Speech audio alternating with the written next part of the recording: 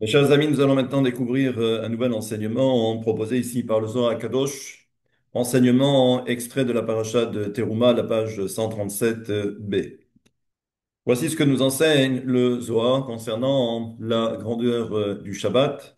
On a déjà entreaperçu certaines choses, mais vous allez voir que il y a également, et comme on peut le remarquer assez souvent, c'est que parfois vous avez la même racine, mais qui va donner naissance à d'autres, j'allais dire, à d'autres mots. Et M-O-T-S, bien évidemment. Exemple. Vous avez le mot Sefer. Sefer, traduction littérale, c'est un livre.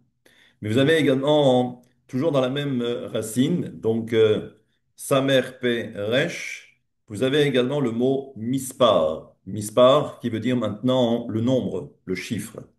Et vous avez également, toujours avec la même racine, vous avez le mot sipour. Sipour qui veut dire une histoire. Eh bien, regardez, donc, nous avons encore une fois le livre, le chiffre ou le nombre, et nous avons également l'histoire. Eh bien, vous allez voir que ces trois termes, que l'on va retrouver également dans d'autres domaines, font référence à la grandeur du Shabbat. Sous quelle forme? C'est ce que nous allons maintenant découvrir. Biyomada itosaf neiru bechola kedeamra. Et comme vous le savez, c'est que le jour du Shabbat, on a droit à un éclairage, à une lumière qui est beaucoup plus grande. Bechola olamot, c'est-à-dire que à tous les niveaux, c'est-à-dire que dans tous les mondes. Ki shamaim natle mimekora dehaye bekadmita.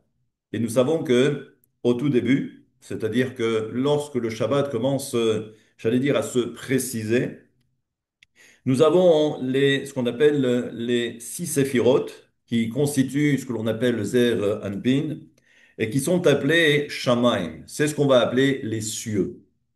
Encore une fois, les six séphirotes que vous connaissez, de Chesed jusqu'à Yesod.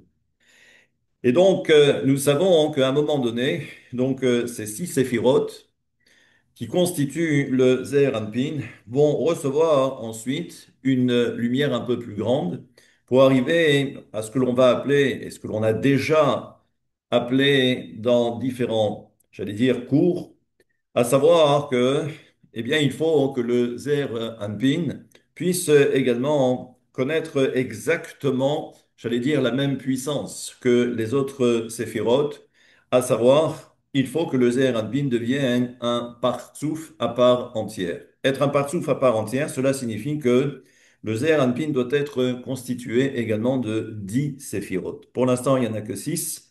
Eh bien, il va falloir en trouver d'autres. Eh bien, pour ce faire, c'est pourquoi nous savons que le Zeir Anpin va recevoir ce qu'on va appeler les chassadim et les gevurot. Maintenant, là aussi, c'est quelque chose que vous connaissez. Et nous savons que tant la construction de l'homme que la construction de la femme, le Zeir Anpin et la Malchut, vont dépendre justement de ces chassadim et également de ces gevurot. Et nous savons également que ce qui est à l'origine de ces gevurot ou de ces chassadim, de ces rigueurs ou de ces bontés, tout ça va dépendre d'un endroit que l'on appelle la source de vie. Chez où Hayesod de Ima. Et ça, c'est ce que l'on appelle le Yesod de Ima, c'est la matrice de Ima. Chez Bom Elubash Adat. Et nous savons que dans ce Yesod-là, de Bina, il y a ce qu'on appelle le Da'at. Et c'est dans ce Da'at-là qu'il y a justement ce qu'on appelle les Chamisha Chassadim et les Chamisha Givorot. ואינון מנערי ומתקנה לכבוד עילאה, והם מהירים תחילה בהרה בעלמא. Et ça veut dire que au départ, et ça c'est tout le principe, c'est que en mystique, il faut faire toujours très attention. C'est-à-dire que dans les textes, on parle de lumière, mais on parle également d'éclairage. Il faut savoir que dans un premier temps, on parle ici d'éclairage, c'est-à-dire que ce n'est pas la lumière à proprement parler, la lumière réelle, mais ce n'est que l'éclairage, comme la lumière du soleil, mais ce n'est pas le soleil. ואחר כך מתקנים מגמר תיקוניה את כבוד העליון שהוא המלכות. Et ensuite, donc petit à petit, on va faire le tikkun de la malchut, parce que tout le inyan de Shabbat, c'est de faire en sorte que la malchut puisse à nouveau retrouver, j'allais dire, son rang, sa force, sa puissance, j'allais dire, originelle. Ve'amar od ki ze'er anpin mekabel et hamochin me'aba ve'ima. Et nous savons donc que pour que le ze'er anpin puisse grandir le jour du Shabbat, comme c'est souvent le cas également en semaine, mais vous allez voir qu'il y a quand même une différence entre la semaine et pendant la prière de la semaine et par rapport à la lumière du Shabbat qui se dévoile.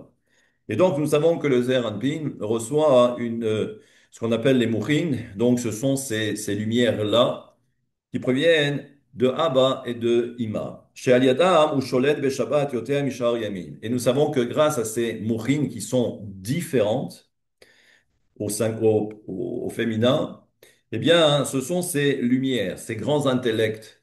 Eh bien, il faut savoir que cette lumière ou ces lumières sont beaucoup plus grandes que la semaine. Autrement dit, le Shabbat, c'est quelque chose d'assez exceptionnel. Veillons, miraza de sefer illaha abba dechola. Et là, justement, comme je l'ai annoncé, c'est que dans un premier temps, tout va dépendre de Chokhmah. Chokhmah, donc, qui est la sagesse supérieure.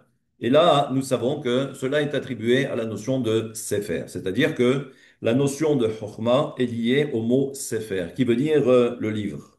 Misod, Sefer Ha'elyon Shua Yesod Le'aba. Et ici, le Matog Midvash de préciser que ce Sefer-là, auquel on fait référence par rapport à Chokhmah, précisément, c'est au niveau du Yesod de Abba. De toutes les façons, il faut savoir que toutes ces lumières qui se dévoilent, chaque fois que l'on fait référence à la notion de Mohin, eh bien, cela fait référence à soit Yesod de Abba, soit Yesod de Bina, tout en sachant que le Yesod de Abba, eh bien, se trouve caché à l'intérieur du Yesod de Ima, la matrice. Chez où à Av Shel Kulam, parce que nous savons que Chokhmah est appelé le père de tous.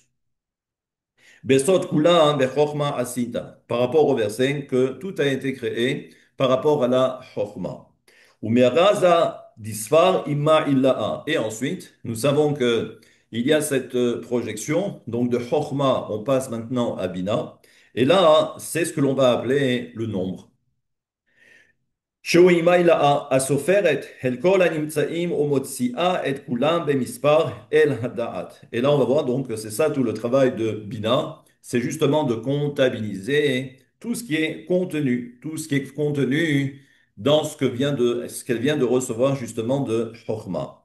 Ve'un, meraza des sipour. Et ensuite, eh bien, il y a cette histoire. C'est ce qu'on appelle le sipour. Ve'ze'er anpin. Et là, on parle du ze'er anpin. Vous avez vu, regardez donc tout le cheminement. On commence d'abord par le yesod de Chokhmah, qui correspond au Sefer.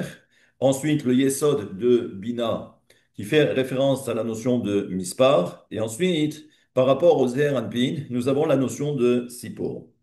Mekabel et kol animtsaim, c'est-à-dire que c'est lui qui va recevoir en fait la totalité. C'est-à-dire que il y a tous ces éléments, mais c'est le Zeranpin qui récupère. Mais à da'at, par rapport au da'at, sheusod sipur akolelet et mitziut kol amisparim. Et là, on comprend maintenant que c'est dans ce da'at, donc le Zeranpin va récupérer toutes ces informations eh bien, c'est Da'at qui va collecter en fait tout ce qu'il y a par rapport à ce qu'on a dit tout à l'heure, la notion de mispar, le chiffre, le nombre. Il y a un nombre, et donc maintenant, il va falloir faire en quelque sorte l'inventaire. Et c'est justement Zeher Anpin. Obegin kach mesaperin kelebrem beraza ditlat shema'an ilen de shaltin beyoma de Shabbata. Eh bien, justement, le jour du Shabbat, c'est ce que l'on voit apparaître, la notion de Sefer, Mispar et également Sipur. Ce sont ces trois noms. Alkol she'ar yomin yotem misher shesha hayamim she'em keneged aval ktsavot. Et là, on comprend donc que c'est pourquoi le jour du Shabbat, eh bien, nous avons la chance, le bonheur de recevoir des lumières aussi grandes. Le cours, donc, c'était simplement pour comprendre que ces trois mots, on les retrouve également dans le Sefer HaYetzira. Sefer, nous avons Mispar et nous avons également Sipur. D'ailleurs, c'est pourquoi, comme le dit le Zohar, parce que si le Zohar en parle, c'est parce que juste un petit peu avant, on a repris le Mizmor qui a été rédigé par David Ammelech. Et là-bas, donc, on nous dit quoi? On nous dit que Shevach ze shel mizmor hashamayim mesaperim kevod el. Et là-bas, hein, donc, qu'est-ce qu'on nous dit dans ce fameux Mizmor? Hashamaim, les cieux, Mesaperim, raconte. Et là, vous remarquerez toujours que Shamaim, on a dit tout à l'heure que cela fait référence au Zeher Anpin. Eh bien, justement, le Zeher Anpin, c'est celui maintenant qui va commencer à raconter. Mesaperim, Kevod El, la grandeur de Dieu. Eh bien justement, parce que, encore une fois, le Zeranpin, c'est le Sippour, mais le Sippour prend sa source dans ce qu'on va appeler le nombre, et le nombre, lui, prend sa source également dans ce fameux Sefer. Eh bien voilà, on comprend que Aleharat HaChochma v'itnotzetzut Sabina ve'ashilton shel Zeranpin beyom HaShabbat asholtim az yoter mikol she'ar hayamim. Et c'est pourquoi le jour du Shabbat, qui dure 24 heures, eh bien, justement, on a droit à toutes ces lumières. Venishlam bishlemut lemala mitzad hashlosha rishonot velemata mitzad yichudo im hamalchut.